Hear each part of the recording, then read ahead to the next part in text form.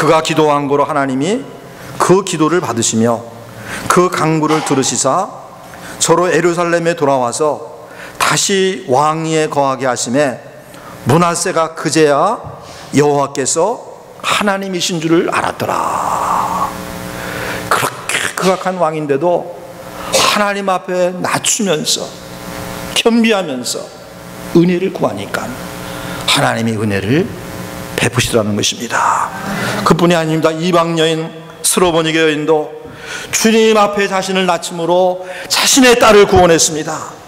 귀신 들린 딸을 구원해 주시기를 예수님께 외쳐 호소했지만 예수님은 듣는 등 마는 등 무관심하셨습니다. 또 외칩니다. 계속 외치니까 그때 주님께서 너무나도 멸시의 찬말을 그녀에게 던졌어요. 얘야, 자녀의 떡을 취해서 어떻게 개에게 줄 수 있단 말이냐. 그녀를 완전히 개 취급했습니다. 개 같은 이방인들 너에게 어떻게 내가 은혜를 베풀어? 이렇게 예수님이 답하신 것입니다. 그런데 이 여인은 그 예수님의 말씀을 달게 받았습니다. 그리고 오히려 자신을 낮추면서 또 이렇게 말했습니다. 주님 옳습니다. 그러나 집에서 기르는 개들도 주인의 상에서 떨어지는 부스러기를 먹지 않습니까? 저도 우리 집에서 조그만 게 자꾸 상해서 얼쩡거리면 나도 모르게 자꾸 주게 돼요. 그래서 이번에 엘러지병이 생겨가지고 난리더라고 자꾸. 그래서 우리 집 사람이 저한테 엄명을 내렸어요. 절대 강아지 밥에는 줄지 말 거야. 메시지까지 딱 써붙였더라고 거기다가. 절대 주지 말 거야. 근데 자꾸 와서 얼굴을 쳐다보면 마음이 동해가지고 줘요. 또 이렇게 얼굴을 눈도라지게 쳐다보니까 이 여인이 주여 올소이다마는 상아래 개들도 부스러기를 먹지 않습니까? 예수님 완전히 감동을 먹어버렸어요. 그래서 여인아, 내 믿음이 크도다. 내가 이 말을 하였으니 내 딸에게서 귀신이 나갔느니라. 할렐루야. 예수님이 낮추셨을 때 고개를 쳐들지 않고 더 낮아져 버렸어요. 그랬더니 예수님께서 은혜를 베푸셨습니다. 그녀의 딸을 구원해 주신 은혜를 베풀어 주셨습니다. 사랑하는 여러분, 이상의 인물들은 다 자신을 낮추고 살 길을 구했습니다. 이들에게 사제의 은혜가 주어졌으며 생명의 은혜가 주어졌으며 구원의 은혜가 주어졌으며 자신들이 절대적으로 필요로 하는 그 은혜가 바로 자신을 낮추며 은혜를 구한 그들에게 그대로 주어졌습니다. 사랑하는 여러분, 오늘날 저와 여러분도 자신을 낮추고 은혜를 구할 때 우리 하나님께서 반드시 은혜를 베푸실 줄로 믿습니다. 낮추세요. 여러분, 상가 자신을 살펴봅시다. 내 자신의 언행 심사를 엄밀히 살펴봅시다. 살펴볼수록 허물이 많지 않습니까? 살펴볼수록 얼마나 부족한 자신의 모습을 보게 됩니까? 사랑하는 여러분, 상가 자신을 낮추며 하나님의 은혜를 구합시다. 은혜 베푸실 줄로 믿습니다.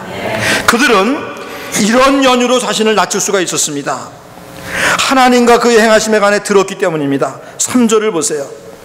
기브온 거민들의 여호수아가 여리고와 아이의 행한 일을 듣고 그들이 들었다고 그랬습니다.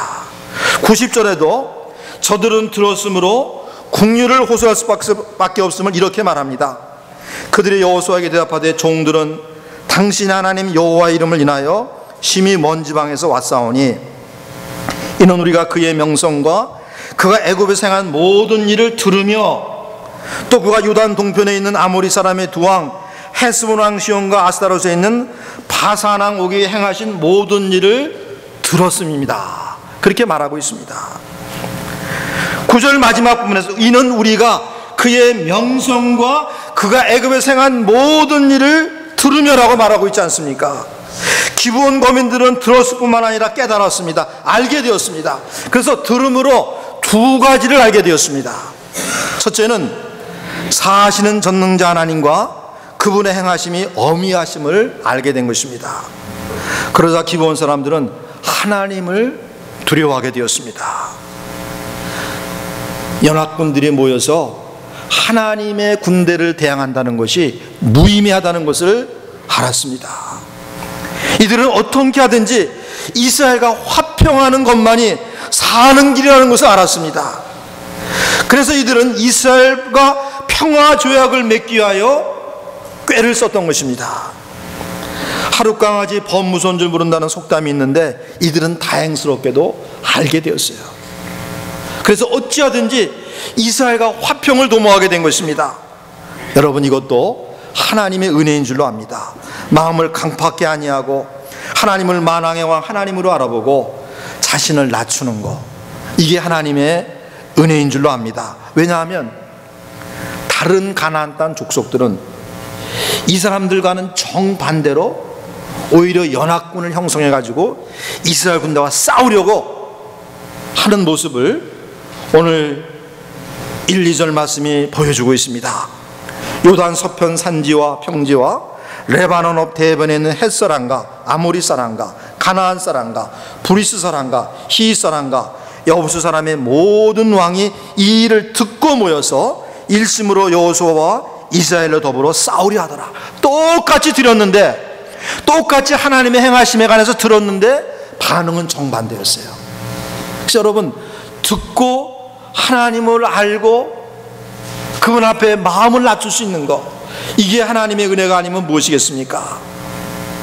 그들은 하나님과 그의 행하심에 대해 들을 뿐만 아니라 들은 바 사실에 근거해서 마음을 낮추고 은혜를 구할 수 있음도 하나님의 크신 은혜인 것입니다.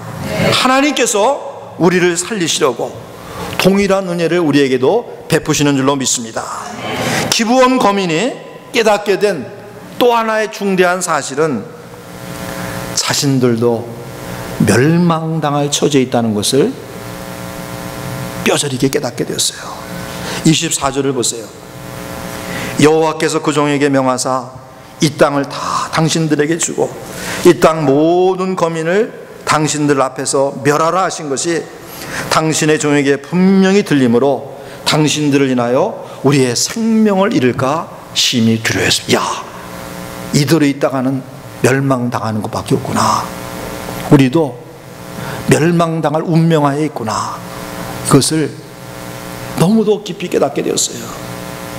그래서 백기를 들고 만 것입니다. 항복을 하고 만 것이에요. 하나님과 그 백성 이스라엘에게 항복하고 그들의 긍휼을 바라며 자신들을 낮추고 생명의 은혜를 구한 것입니다. 그렇게 하나님께서 저들을 살려주셨어요. 이스라엘과 여호수아가 살려준 게 아니에요. 하나님 얼마든지 여호수아야, 이 사람들은 멀리서 온 사람이 아니야, 요 가까이 있는 사람이야, 얼마든지 하나님이 말씀하실 수가 있었지만 하나님이 이스라엘이 속아 넘어가도록 방임하셨어요. 왜냐? 이들이 자신을 낮추고 생명의 은혜를 구했기 때문에. 그들이 그 생명의 은혜를 받게 하려고 그냥 이스라엘 백성이 속아 넘어가게 하신 것입니다. 그 섭리의 손길로 역사하신 것입니다. 여호와 하나님 자신의 이름으로 죄악이 맺어지도록 하시고 저들에게 살 길을 열어주신 것입니다. 사랑하는 여러분, 우리는 하나님 안 믿는 사람과는 다릅니다. 여러분, 우리 죽음이 우리의 삶의 마지막이 아닙니다. 분명히 살 길이 있습니다. 영생의 길이 있습니다. 사랑하는 여러분, 참으로 하나님이 어떠한 분이신 줄로 알고 하나님 앞에 자신을 낮추는 자가 됩시다. 하나님의 긍휼과 생명의 은혜를 구합시다. 길이 열릴 줄로 믿습니다. 길이 열릴 줄로 믿습니다. 지난주 중 10월 4일인가 그 유명한 애플 컴퓨터의 창업자 스티브 잡스가 죽었습니다. 그의 생애가 주는 교훈을 신문마다 대서특필하며 특집을 내었습니다. 교훈이 여러 가지 있겠죠. 그의 창조성, 또다시 일어서는 그의 의지, 1분 1초도 낭비하지 않고 치열하게 사는 그 삶의 치열함. 그러나 우리 세계인 모두가 그의 죽음을 통해서 꼭 받아야만 될 교훈, 놓치지 말아야 될 교훈이 무엇입니까? 단순합니다. 죽는다는 것입니다. 천재도 죽고 권세가도 죽고 다 죽습니다. 한 사람도 예외 없이 다 죽습니다. 여러분, 필연코 맞이해야 될 죽음, 피할 수 없는 죽음 맞이할 준비가 됐습니까?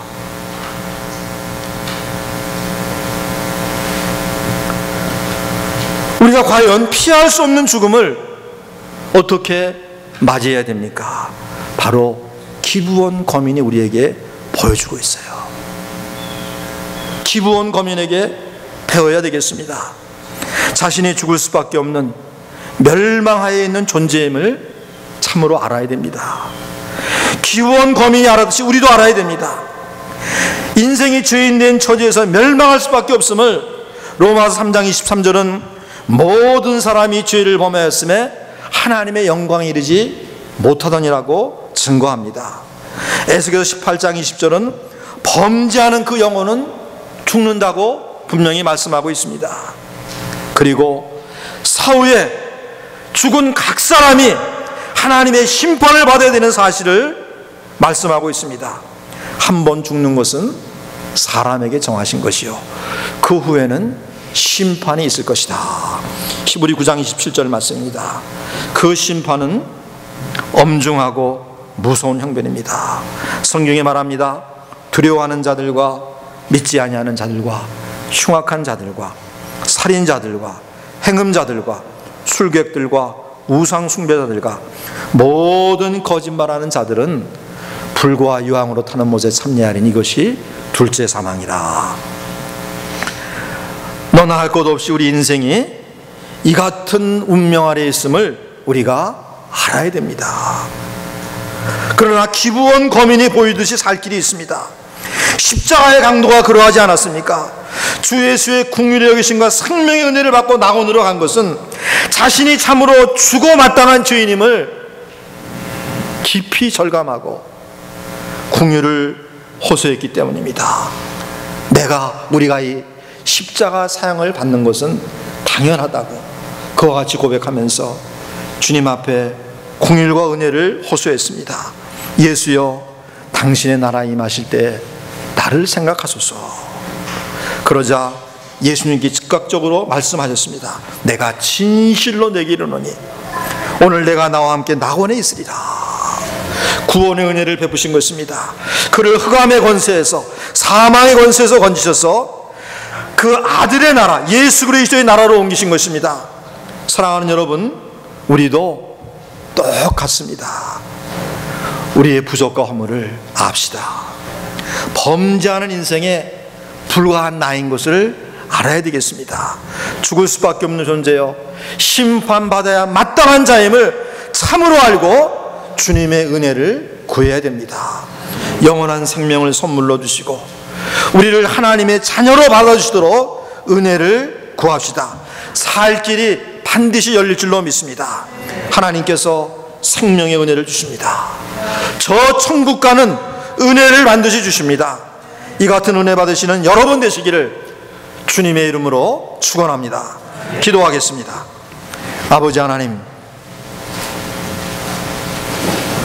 가나안 땅 7 족속의 멸망 중에 마땅히 멸망당해야 될 기브온 거민이 어떻게 살아남게 되었는가, 그리고 또 언약의 백성인 하나님의 백성 이스라엘 가운데 어떻게 들어오게 되었는가를 오늘 말씀을 통해서 우리가 살펴보았습니다. 아버지 하나님, 죄인된 인생의 살 길은 자신을 낮추고 은혜를 구하는 것만이 살 길임을 우리가 다시 한번 배웁니다.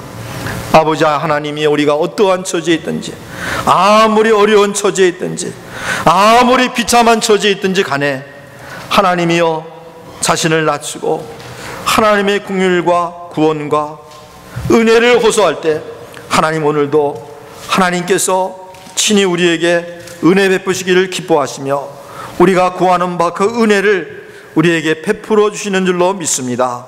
감사합니다. 예수님의 이름으로 기도드리옵나이다. 아멘.